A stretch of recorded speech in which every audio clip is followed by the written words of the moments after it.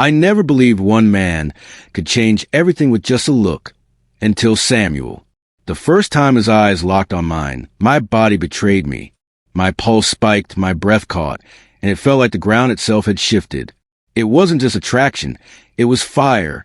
The kind of fire that doesn't ask for permission, the kind that consumes before you even realize you're burning. He didn't touch me, not then. He didn't have to. His gaze slid over me like heat, and I swore my skin tingled where his eyes lingered. I couldn't move. I couldn't think. I could only feel. My chest rose faster. My lips parted without meaning to, and in that silent moment across the room, I knew it. Samuel wasn't going to be just another man passing through my life. He was danger. He was temptation. And I wanted every forbidden piece of him. When he finally moved closer, the space between us collapsed. His voice brushed my ear, low and rough, and though I barely heard the words, I felt them ripple through me like sparks down a fuse. My body leaned toward him before my mind caught up, desperate, hungry, already craving what I hadn't even tasted yet. That was the moment I understood Samuel wasn't here to be safe or careful or ordinary. He was here to set me on fire, and God help me, I wanted him to. The first time Samuel looked at me, it was as if the air in the room shifted. Something in his eyes was not just curiosity, not just interest. It was fire. A fire that didn't wait politely at the door, but forced its way in. Filling the air between us with heat, I could feel on my skin. I told myself it was nothing, just another glance. But the truth was already branded inside me. Samuel had seen something in me, and I felt something in him, and I couldn't take it back. That night, the city hummed outside the windows, but all I could hear was the echo of his voice. The way he said my name, low, steady, like it belonged to him already. I'd known attraction before, even desire, but not like this. Not the kind that makes your body restless. Your thoughts loop endlessly. Your breath comes short at the memory of a smile. Samuel hadn't touched me yet, but my skin still burned as if he had. The next time we crossed paths, I wasn't ready for how close he would stand, how his presence filled the space around me like a storm waiting to break. He smelled faintly of smoke and rain, and when he leaned in, my knees almost gave out, not because of what he said, but because of how near he was. His breath brushed my ear when he whispered something I didn't even catch. The words didn't matter. The sensation did. My pulse hammered like it wanted out of my chest. I told myself to pull back, to breathe, to remember who I was before Samuel. But the truth was brutal.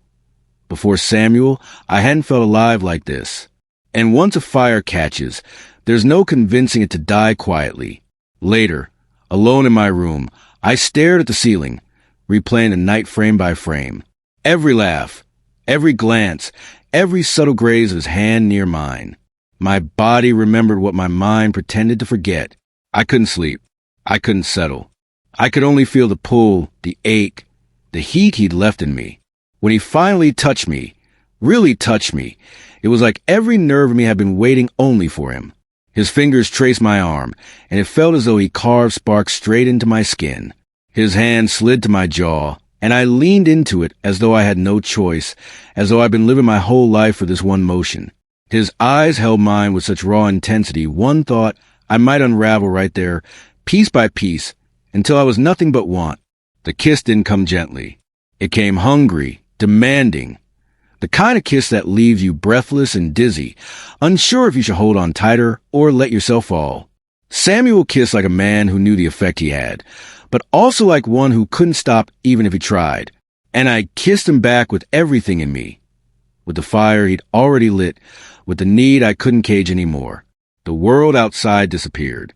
There was no city, no noise, no time, just his mouth on mine, his hand on my back pulling me closer, his heartbeat pounding against my chest like a second rhythm inside me. Every place his body touched mine turned molten, and I realized too late that I crossed a line I could never retreat from. He whispered my name against my lips like a secret, like a promise, and I melted. His hands traveled down my sides, and I couldn't stop the shiver that tore through me. I clung to him, not because I was afraid, but because the thought of not holding on terrified me more. His passion was overwhelming, but I wanted every drop of it, every surge, every blaze. The fire spread fast. We moved together like we'd always known how. His words, low and rough, brushed my ear, stoking the flames higher. His touch burned in the best way, searing me, reminding me I was alive in a way I had never been before. My body arched into his without hesitation, without doubt, without shame. I was his in that moment, and he knew it. But it wasn't just heat, it was connection. In the middle of the storm he created inside me, there was a strange kind of tenderness, too. His eyes searched mine as though asking if I was truly ready, if I was choosing this as much as he was. And the truth poured out of me in the way I leaned into him, in the way I let go of everything except the feeling of him against me. We didn't rush. Time seemed to stretch, coil, fold around us. Every moment burned, but none of it felt fleeting. His lips found mine again and again, each kiss deeper, more urgent, more consuming. His hands traced lines that would never fade in my memory, mapping me out as though I was his favorite secret place. I gave in because there was no other option. I was already lost to him. The night was a blur of firelight in my chest, of breaths tangled together, of whispered words I'll never forget. Words that made me feel wanted, claimed, alive. Samuel didn't just touch me. He ignited me. And every time I thought the flames couldn't climb higher, they did, until I was consumed entirely. I don't know when I stopped thinking and simply became feeling. All I knew was him, his heat, his strength, his gentleness hidden under that rough edge. I knew the sound of his voice when he was close, the taste of his kiss when he wanted more, the press of his body when he wouldn't let go. He left me marked, not with bruises or scratches, but with something far more permanent. The memory of a night where passion was bigger than either of us. When it was over, or rather, when the fire softened into embers, we didn't speak much. We didn't need to. His arm around me was enough. His steady breath against my temple was enough. The way he looked at me, satisfied yet still hungry, was enough. I knew even then that I'd never be the same, that something irreversible had happened, that Samuel had lit a fire in me, and there was no putting it out. Days passed, but the heat didn't fade. If anything, it grew stronger. Every time I saw him, it reignited instantly, like dry wood catching a spark. His smile pulled at something deep in me. His voice sent shivers down my spine. His touch, his touch, reduced me to something raw, undone, vulnerable. I wanted him again and again, not because of the way he burned me, but because of the way he made me feel whole in the fire. And he knew it. Samuel carried himself with a confidence that wasn't arrogance but certainty. Certainty that what we had wasn't ordinary, that the passion between us was something rare, dangerous, alive. He didn't have to say it. I could see it in the way he reached for me without hesitation, in the way he claimed me with every glance, in the way he kissed me like he needed me as much as I needed him. I tried to imagine life without him, and it was impossible. I tried to imagine waking up one day without the fire still smoldering in my chest, and it felt like imagining myself without a heartbeat. Samuel had become a part of me, not gently, not slowly, but violently, beautifully, like lightning splitting a sky. And I welcomed it. I welcomed the sleepless nights, the racing pulse, the heat that never left me.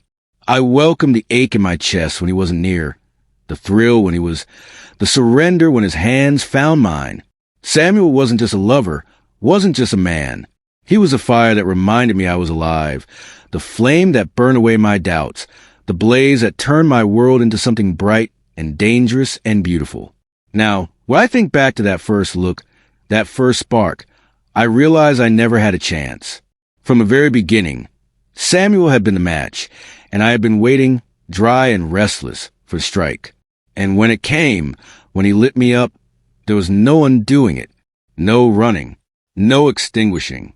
Samuel lit a fire in me that I can't put out. And the truth is, I don't want to